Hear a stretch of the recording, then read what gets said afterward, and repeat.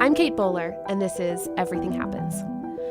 So, sometimes life is just motoring along, and then out of nowhere, the wheels fall off, and suddenly life as you know it is veering off in an insane direction. This podcast is about those times. It's about the times when suddenly life isn't taking you anywhere you hoped to go, and what we learn when we're stuck. Ever since my own diagnosis with stage 4 cancer, I've learned a lot about dealing with life's heartbreaking turns, and I'm still learning, partly by having conversations with fellow travelers. One of those travelers is here with me today. Her name is Lucy Kalanithi. You may have heard of Lucy. She's the wife of the late neurosurgeon Paul Kalanithi, who wrote the best-selling, beautiful book, When Breath Becomes Air. Paul died of cancer at 37 before he could finish the book, and Lucy carried this incredible manuscript to publication. So Lucy knows what it's like to have this sudden shift off of the life she hoped for. And I wanted to talk to her about what she learned in the process, especially what she learned about love. It is so good to see you here today. Thanks for having me. So your life with Paul is an amazing love story. What made you fall in love with him in the first place? So Paul and I met in our first year of medical school, and he fell in love with me at first sight. What? That's what he said. That's awesome. And then I knew he was the smart, intellectual guy in our med school class, but I realized about 3 weeks into school that he had a fake mustache on his medical student ID. Stop it. Isn't it great? And he'd been a comedy writer in college, and I had no idea how funny he was, and pretty irreverent and just thoughtful and alive. And so I fell in love with him quickly. I love the stupid things. Like, I realized I loved Tobin when I saw that he was wearing like a tank top that was way too loose at the front. And every now and then he would sort of look down and notice and then forget he was wearing it. Like, it's funny how you just fall in love with like the stupid little things. Mm-hmm. So what are some of the things that you came to love about him once he was sick? So Paul, when he was sick, really retained this sort of sparkly, wry sense of humor. And I think one of the things I loved the most was thinking back on a number of conversations we had and just how morally clear he was and how thoughtful he was about living despite being right up against suffering and dying. And there was a conversation we had that was really important and crystallizing when we were talking about whether to try to have a child despite his illness or in the setting of his illness. And I was really worried about his experience and what it would mean to, have a child who likely wouldn't remember him and have to cope with that joy knowing he was leaving it behind. And so I asked him really directly and said, I'm worried about you, and I'm worried that having to say goodbye to a child will make dying more painful. And he looked right at me and said, wouldn't it be great if it did? And that idea of really willingly taking on this really profound experience that for everybody, sick or not, is full of joy and full of uncertainty and maybe full of pain, was just so beautiful. And it was like he really had this sense of what it means to be alive, and he kept that. And then the other thing was he was so nice to me. He was Really? I mean, like, even the thing of saying, I want you to remarry, it's just like, that is the most crushing, heartbreaking thing to say to your spouse. But it's so thoughtful. It's like really saying, I'm willing to talk about this out loud. I'm willing to acknowledge what's going on. I really care about what's happening to you. It's just so profound and beautiful and generous. And it's like, I love you beyond who you are with me. Oh, gosh. I mean, like, that's an intense love. Like, that's because, there's always those stupid songs like, I like me better when I'm with you. And I'm like, well, good for you. I'm super happy for you. Not sure that's love. Because then he just, like, he loves you beyond himself as, like, a whole and complete person. Yeah. Like, even when he comes to the end of himself. And it's like totally bring tears to my eyes. Oh, yes. but like, that's a really big love. Yeah. Because that's what I think of when I think of you. I think of really costly love. Yeah. There's this really amazing, raw, genius writer named Emily Rapp Black who actually helped me write the epilogue to Paul's book. And she lost her son to Tay-Sachs. And she said this beautiful thing at one point. She said, these are the wages of mortal love. And it's that, right? It's like this is what it will cost you to love this dearly. Right. But like your decision to have a kid, can you tell me a little bit more about the calculus behind deciding to like love each other and then love someone else in the midst of loss? Yeah. So Paul and I had thought we would have a child at that moment in our lives anyway, which was he was finishing his neurosurgery residency and I was working as an internist. And it was sort of like, oh, when he's done with his training, things are going to be easy. Then he can be a regular surgeon and not a resident and blah, blah. And then that was right when he got sick. And so it was when things were supposed to get easier and then they didn't. And we sort of looked at each other and thought, like, maybe we should still think about doing that. But both of us worried we were crazy. And so we talked to our families and they were really supportive. And Gwyneth Paltrow said this thing in an interview one time about how when you decide to have a child, it's like you're not just having a baby and like, let's hold the cute baby. It's like you're adding another chair to your family's table. And that I love. And that's what it felt like, right? It's sort of like we're a family and then someone else could be in this family too. And that's a thing we wanted to do before. And that's a thing we want to do now. And I think if you are planning to have a child, you're sort of like, is this meaningful to me? And do I think I can provide this child with a good life? And I think we could answer yes still. And our family was a huge part of that. I like the seat at the table because when I think about Tobin, it was like when we got married, it was practicing saying like, there's something here that makes more things possible. And then when we had Zach, it was like, and now we're making more things possible. And then now not being able to have another kid, I've been practicing almost saying like, this love takes up all kinds of space.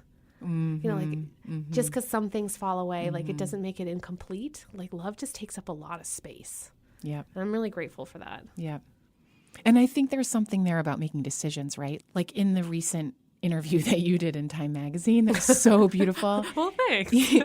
You said something in it about there's something beautiful about you get sick and you double down on the life you have. Like you're not wishing for something else. And I think there's all kinds of decisions like that. Like even choosing a career and sticking with it, it's to the exclusion of all other careers, you know? And I think it is important to commit to your thing. It's the same way if you're in a relationship with somebody, it's so romantic to just wake up every single morning and being like, I'm here again, and I'm here again, and I'm here today, I'll be here tomorrow.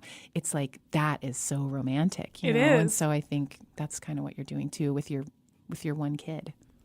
Also, I like to tell him, which I just took from a movie, the triangle is the strongest shape in nature because there's 3 of us. Which I hope is true. It could be the circle. Don't look it up. Let's not don't Google it. Don't ruin it.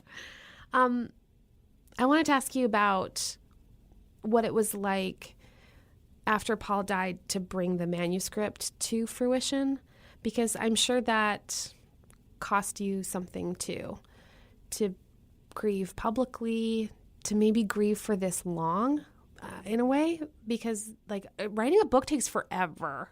And then you have to talk about the book after creating the book was so private and lovely and intimate. Like this interior world, like a diary. And then all of a sudden you take it to the circus. So what was it like being like the legacy bearer of that kind of love? It was super helpful. Really? I think some of it was our personality types. Like Paul was introverted and wry and loved writing. And I'm extroverted and love talking. Like I was made to do a book tour. And I will never write a book. So like, thank you. But it was super helpful to on the book tour talk about Paul and talk about grief, because I think that stuff can be so shrouded and isolating, and people are scared to ask you about the thing, and are they going to make you cry? So just to have a vehicle for immediately connecting, very helpful. Yeah. And then right after Paul died, the only thing I wanted to do was read the manuscript and work on the manuscript and help choose the cover for the book and just be doing things in service of Paul, because especially when he was sick, we were so fused, and it's like there was this moment where during Paul's burial, the pastor and Paul's casket were like going down this hill, and I like ran ahead to like walk next to it. I was just like, he doesn't have to go by himself, like I'm going to go. And so I just had this really intense desire to like keep being with him or keep taking care of him too. But it wasn't just taking care of him. It was like a partnership, and so to keep doing the book was part of that. Yeah. Because I was sort of insane after Paul died. Like I was sort of sleepless and I had really severe tingling in my hands and I was just like functioning, but not at the same time. And so, but I felt like myself when I was working on the book. And then it took me a while to figure out how to be in the world otherwise. And the book was like this sort of lifeline and I loved it. It was good. And then now all these weird things have happened as a result where it's like, I'm meeting you, I'm friends with you. Like I never would be friends with you. And so just so many, it's been this like big gift to me. And my career is really different as a physician. I talk about humanism in medicine and end of life care and these things that are soulful and personal. Yeah. But I have this platform to do it. It's been, I think Paul would be really excited to see how it turned out, obviously. Yeah. Well, I was so glad you used the word crystallized before. Like he has such a crystallized writing. I mean, it's the way, diamonds are made. You can like see all the pressure that created that much beauty and clarity about life and its meaning and the significance of time. And like, it just oozes with love, like so much love for you. And one of the things that helped me process was, I've just always been afraid that like, I'm going to be the thing that happens to everyone. And it was helpful to see, you seem grateful. Yeah. For how much it cost you. Oh, yeah. Like I would do it again in a second. Yeah. Yeah. I get a lot of letters from people where their person left in the middle of it. I mean, you like stayed, you doubled down. Like, do you remember how you did that math in your mind about like loving someone, even though you could tell at the front end, like this is going to hurt? So Paul and I got his cancer diagnosis by looking at his CT scan ourselves because he was getting the medical care and workup at the hospital where we worked. And so he just logged in to the computer. Unbelievable. And then you're like scrolling up and down through the CT images. And it was so obvious there were tumors in his lungs and his spine was like partially deformed by tumors. And it was like totally wordless looking at this screen. And I just remember, I think I literally thought, I was like, I will hold him as he dies, or I will be there when he dies, which, like if you marry somebody, it's like, hopefully that's the case, right? You literally say it in your wedding vows. But I think the more present that idea gets, it's like, wow, it is like a reaffirmation of what you're doing. I was like, this turns out this is the thing. Yeah. Like, this is the event of our life. Yeah. This is the thing we're going to do. And the crazy part was Paul and I hadn't been communicating that well right before that. Like he was working 90 hours a week and we were both like working hard and trying to figure out what we were going to be doing after residency. And it was like this really intense time. And I think the cancer diagnosis was like a nutcracker and it got us back into the soft, nourishing meat of our marriage. And I don't think it's like as simple a narrative as like, and then we got cancer and everything was great and it saved our marriage. But it's like, it was cementing. And I think, I think this kind of stuff, like you were alluding to with these people who left, is like, it can drive you apart or it can bring you closer together. And I think, or whatever, and I think some of that does have to do with communicating and then being willing to be a witness. Yeah. Yeah. I think if I asked Tobin, like he would cite the day of my diagnosis as the day he knew I really loved him. Why? Because he said, I just looked at him with so much love. And like, because everything was falling apart. Like it was just falling apart so fast. I don't know. it was oddly galvanizing. Sure. You know? I get it. Right. Just to know, like, I think just what you're saying, like, oh, this is the thing, like, this is the thing we do together, and this is who we are in it. Right. And sometimes it's grouchy. I mean, sometimes Right. it's super grouchy. Right. But it is like your house is on fire, and what do you reach for? You know, and it's like, Yeah. obviously you reach for Tobin, but he can see it. My dad said you reach for your dissertation, but that was before. That was when it was all paper copies. He said there used to be fire drills in the student hall, and all the women, he said, would run out holding their babies, and all the men would run out holding their dissertations. Which sounds true. It was, I think part of what might surprise people was that Paul immediately gave you permission to remarry, and that makes sense to me as like a loving, beyond yourself. But like, how did you feel about it at the time? Oh, I thought it was I guess a mix of things. It felt really stark to say that, because it's just so intense to hear that from your husband. Yeah. It's like the last thing you want to do is remarry somebody else. But it also was this real acknowledgement of what was going on and being willing to talk about it, and then really caring about me and what happened to me. And I sort of was hit with the force of all that stuff. I was like, gosh, what an insanely generous thing to say. And then it also was sort of radically permissive too. It was like, okay, like whatever is happening with me in the future, I don't have to wonder or feel guilty or weird. It was like such an acknowledgement of me as a person. And then Paul did it in one other way too, which is thinking about, so we were making advanced directives, we're talking about medical care, and it's like, okay, I feel like one of the big moral questions of our time in American modern medicine is like, how do we use the technology we have wisely and judiciously, and, you know, CPR or life support machines. It's like, if you're really, really sick, they don't necessarily help you, and they might make you feel worse or suffer more.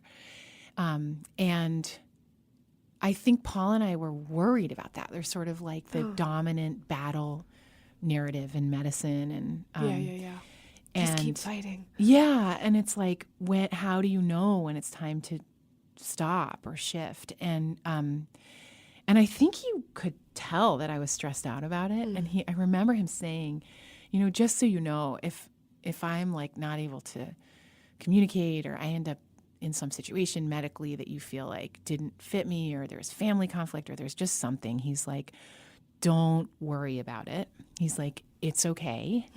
You know, like absolving me of like feeling responsible. And then he said, and also, the last day of your life is not the sum of your life. The sum of your life is the sum of your life. And so he's like, just don't worry about my last day. It's okay. And he said it well ahead of anything. He just was like thinking about what I was going to worry about or something, you know. And it's like he was so generous. In fact, he gave you permission to fall in love again. So I have fallen in love with somebody, and it's so nice. And I'm like utterly convinced that if Paul were to meet John, he would like him, and he would also punch him in the face. First, there'd be a homicide. Yes. And then there'd be a resurrection. And then there'd be like shaking his hand and being like, well done. Well done. good job. Yeah. Welcome. Good choice. John recently said, I feel like I'm starring in a romantic comedy that I like would not buy a ticket for because it's too implausible. That's awesome.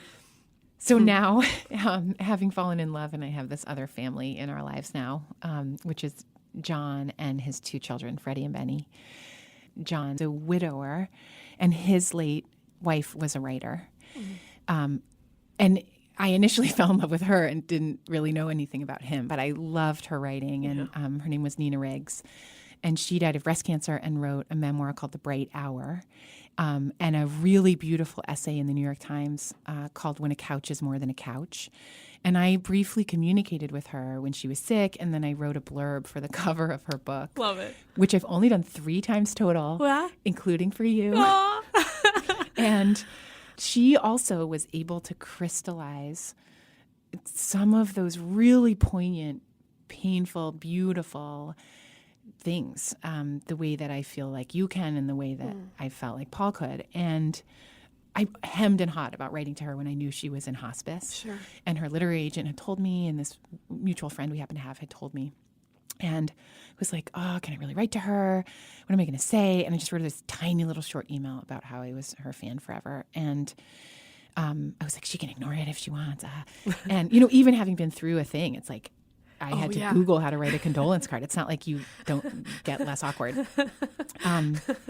So I wrote to her, and then her husband wrote back and said, Nina's too sick to manage her email, but she wants to know whether I can contact you for support. And I'm also going to have to do a book tour in the wake of Nina dying. And so I was like, yeah, sure, contact me.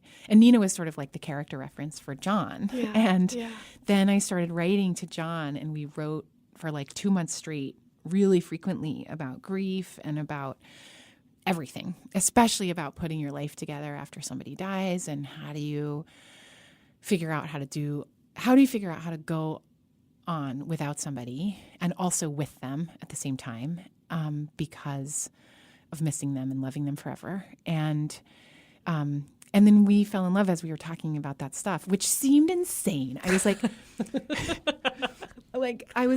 don't fall in love with me. Don't put your thing on me. Be careful, and both of us are going to get hurt, and you're insane. But then he is just so charming and smart and astute and great. I'm just processing how many things you have in common. Mm-hmm. But that's the thing that's actually the weirdest is then independently of that, I think we're a really good match. It's really weird. It's sort of like a weird coincidence. And I'm really different from Nina, apparently, and he's really different from Paul. And it's funny. It's so weird. And it's like, I think all four of us, share some of the same values. And I don't know. It's weird. It's like we're in a relationship and it's a foursome and two people are dead. It's really wild. It's really interesting. And it's also, I feel super lucky that I could get to know Nina through the book and he could get to know Paul. Yes, it's just bizarre. Yeah. And then, there's all this other new stuff to navigate. Like I have my daughter and he has two sons. And, yes. But you're connected by love. Like you're all connected by different kinds of love. And love that reaches into the past, love that reaches into the future. It's wild. I think maybe the bit about the kids is, for me at least, it's the most creative, hopeful place I find for making space for love in my life.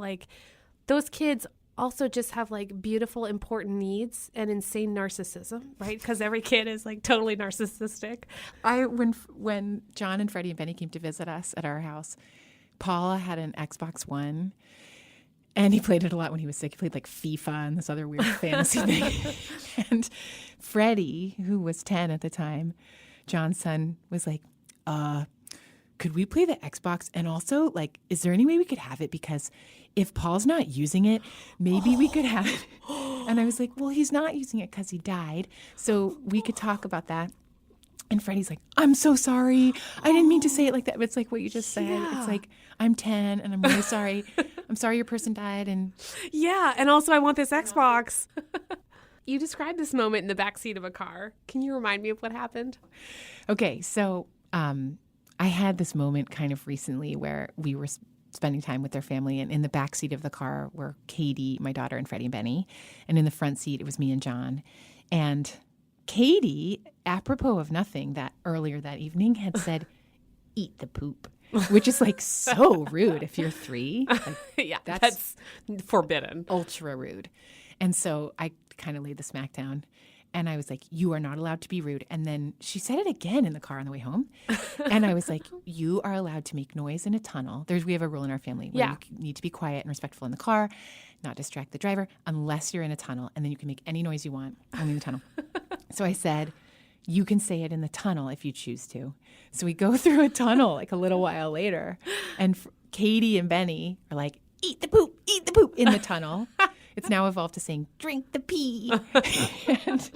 But I kind of lost it in the car because I thought it was really funny and charming. And John was getting kind of mad. And then finally John got overwhelmed and was like, eat the poop, and yelled it really loud, and the children lost it.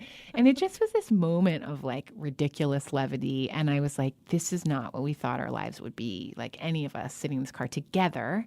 But it was one of the most joyful moments of my whole life since Paul died, certainly. And it was like the mix of just unexpected and absurd and really joyful and like that's it. We're doing it. Like new things. Yep. Drink the pee. Thank you so much for talking with me today. You really are the best. I loved it.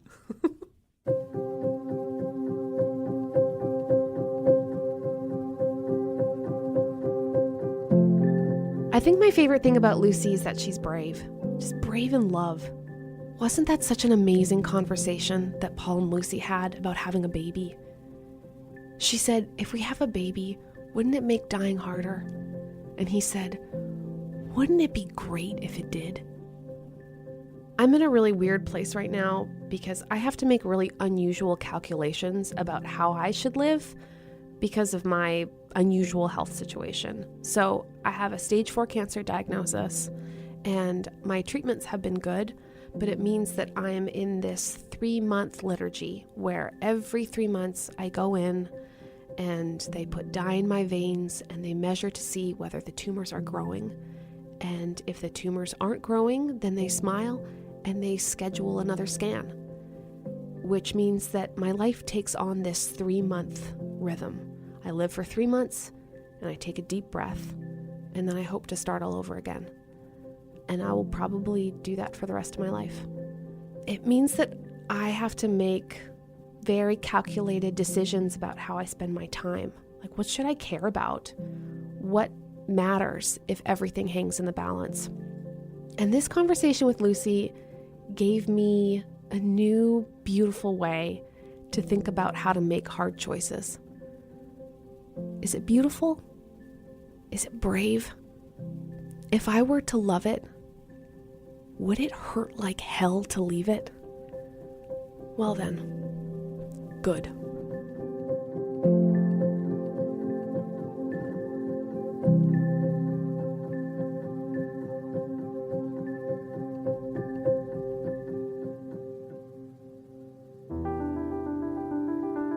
Next time, we're going to talk to one of my favorite hilarious people about a life which embraces awkwardness. It's Alexandra Petri, and she's the author of A Field Guide to Awkward Silences. And she's the only person I know who has run an entire dog course as a human contestant. She's amazing. She will be funnier than anyone you know, so just accept that now. Everything Happens is produced by Duke University in association with North Carolina Public Radio, WUNC. Support comes from Faith and Leadership, an online learning resource. This podcast is produced by Beverly Abel and Allison Jones. Sound engineering is by Dennis Foley with assistance from Ivan Panaruski. Special thanks to Amanda Height and the Be the Change Revolution team, and Random House. And we'd love to hear from you. If you like what you're hearing, please post a review on iTunes. And while you're there, be sure to hit that subscribe button. You can find me on Facebook, always, Instagram, often, and Twitter, every day, at Kate C. Bowler. Let's chat. Until next time, this is Everything Happens with me, Kate Bowler.